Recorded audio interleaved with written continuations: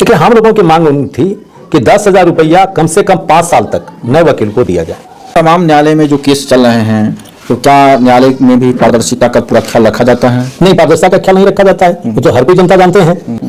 इसमें जो न्यायिक पदाधिकारी हैं उनकी जवाबदेही तय नहीं है। मैं आपके साथ ब्रजमोहन गौतम। आज हमारी मौजूदगी बिहार युवा अधिवक्ता कल्याण समिति के प्रांगण में प्रदेश अध्यक्ष जी आए हुए हैं। आज बातचीत करते हैं जो बिहार में युवा अधिवक्ता हैं उनकी क्या समस्याएं हैं और उन समस्याओं के निराकरण करने के लिए जो आंदोलन का क्रमिक हुआ उससे क्या रिजल्ट हुआ, परिणाम क्या निकला, और हाल फिलहाल में बिहार सरकार ने जो 5,000 रुपया योगदान राशि का 3 सालों तक घोषणा किए हैं, ये कितना उचित है, आगे बातचीत करेंगे। सबसे पहले मेरे चैनल आपको स्वागत है। जी, धन्यवाद।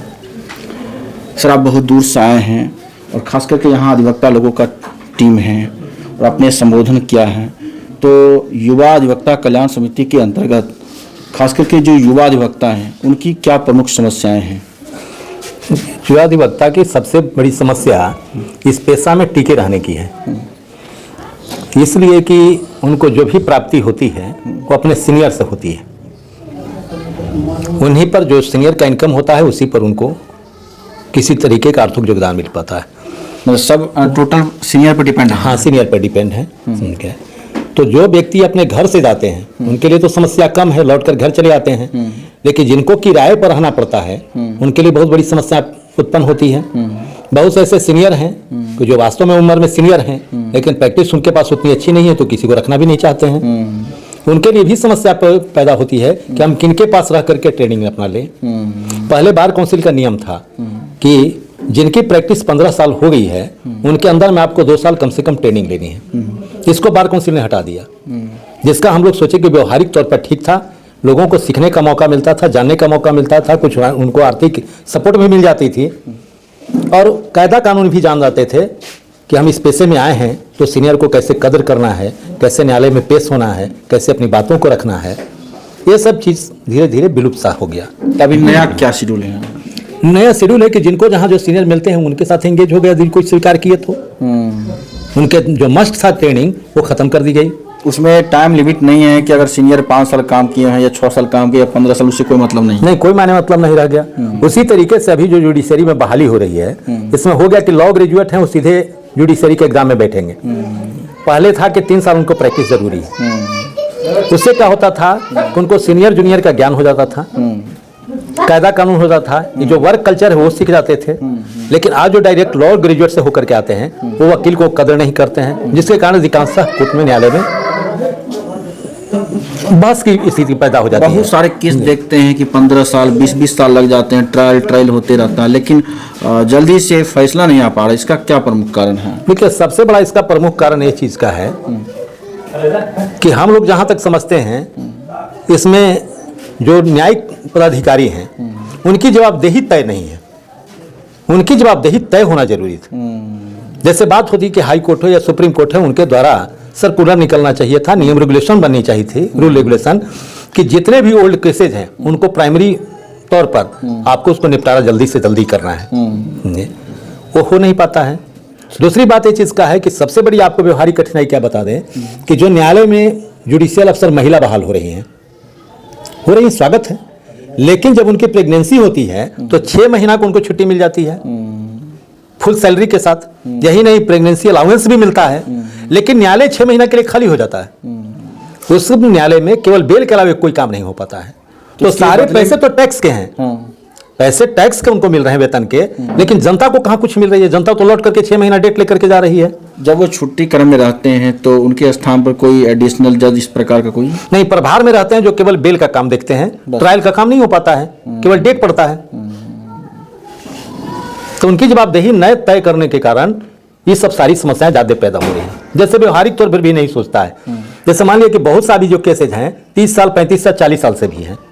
यदि सुप्रीम कोर्ट एक अपना नियम निकाल देता, वहां से ऑर्डर निकाल देता कि जो केस 20 वर्ष से ज्यादा के हो गए उनको सारे केसेज को मैं डिसमिस कर रहा हूं, स्वतः समाप्त हो जाएंगे। लेकिन नहीं, उसके साथ बात हो जाए, डिसमिस कर रहा हूं, लेकिन जो व्यक्ति का उससे इंटरेस्ट प्रभावित हो रहा है वो एक आवेदन देकर के अपने केस को पुनर्जीवित कर सकते हैं। सुप्रीम कोर्ट ने इसका सर्वे भी कराया है, तो पता चला कि कुछ ऐसे केसेज हैं जिनमें दोनों पक्ष नहीं आ रहे हैं, कुछ ऐसा केस है जिसमें केवल एक ही पक्ष आ रहा है। तो केस तो बिना मतलब कि दोनों जो नहीं आ रहे हैं वो तो भी मतलब का बोझ बना हुआ है, कम से कम वो केसेस तो खत्म हो जाते हैं। मान लिया कि ठीक है 25 साल से जो केस, ऐसा भी तो होता है सर कि बहुत सारे लोग देख रहे हैं कि इतना साल बीत चुका है और कई सारे पैसे भी खर्च हो चुके हैं, लेकिन फैसला आने में बहुत लंबी टाइम है, तो दोनों हार हार के घर बैठ जाते होंगे, लेकिन कोई तो कोई इसमें अपना फैसला लेना चाह रहे थे। नहीं, ये तो बात है कि ऐसा बहुत कम होता है कि दोनों हार के बैठ जाते हैं। इसलिए कि ऐसी बात है कि लिटिगेंट भी देखिए, जो चुनाव में केस जो लड़ रहे हैं, मुवक्किल लोग हैं, वो भी कोई बेवकूफ़ नहीं है, वो भी बात अपने हित सोचते हैं।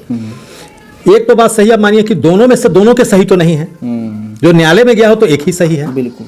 मान लिया कि जो व्यक्ति पीड़ित है, जो जिसका इंटरेस्ट प्रभावित हो रहा है, कोलैप्स हो रहा है, वो तो हर हाल में केस नहीं छोड़ेगा, ताकि उसके संपत्ति की बात है।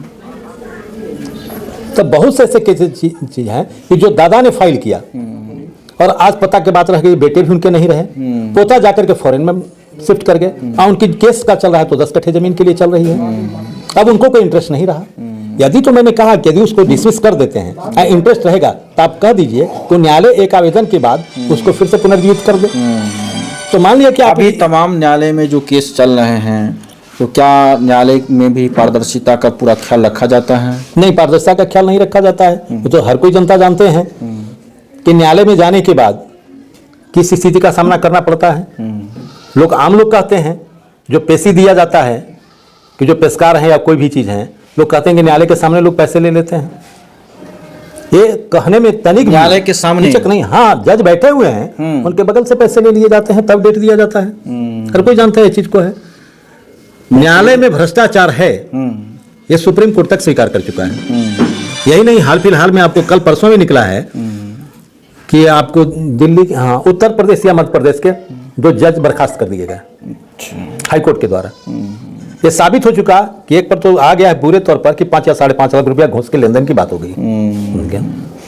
इससे अब लग रहा है कि अभी जो वर्तमान स्थिति है पूरे देश में, कहीं न कहीं न्यायालय को पारदर्शिता करनी चाहिए। बिल्कुल पारदर्शिता करनी चाहिए। जनता को जब यदि विश्वास न्यायालय पर से उठ जाएगा तो अराजकता में हो जाएगी। खास करके अधिवक्ता युवा के लिए क्या कुछ प्रमुख मांगे हैं बिहार सरकार के द्वारा?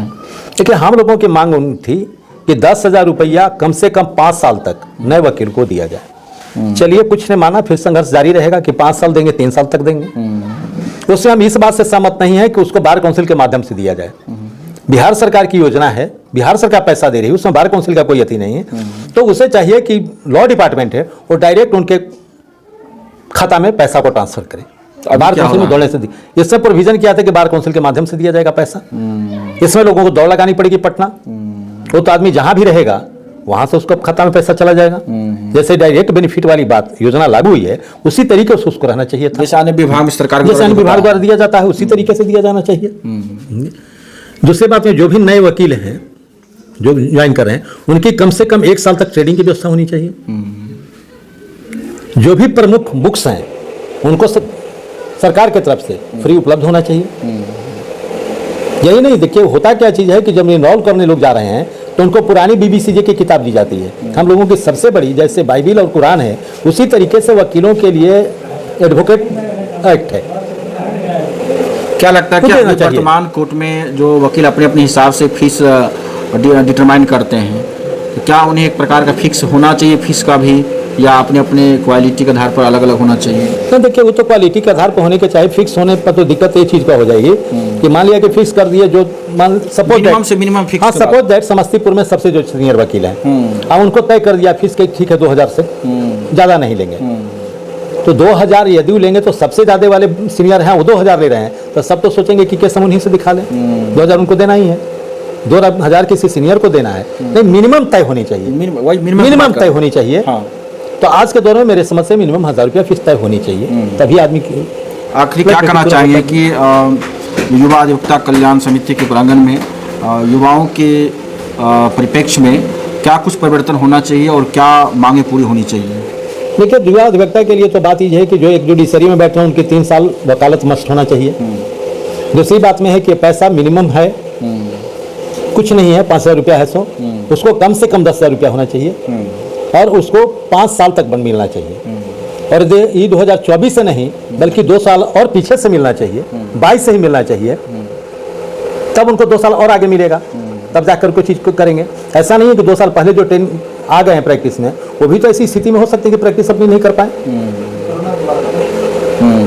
इससे कोरोना का पूर्व के जो बात थी उस समय से इसको लागू होना चाहिए, तो सफर कर रहे हैं। अपना सर परिचय दे दीजिए पूरा नाम से। मेरा नाम अरविंद प्रसाद मालाकर, अध्यक्ष बिहार युवा अधिवक्ता कल्याण समिति। इस प्रकार आपने देखा कि खास करके जो कोर्ट में युवा अधिवक्ता के रूप में क्या मांग होना चाहिए, क्या कमी रह गई है, तमाम बिंदुओं पर उन्होंने प्रकाश डाले हैं। आपका क्या कहना है, लाइक कमेंट शेयर कीजिए। आप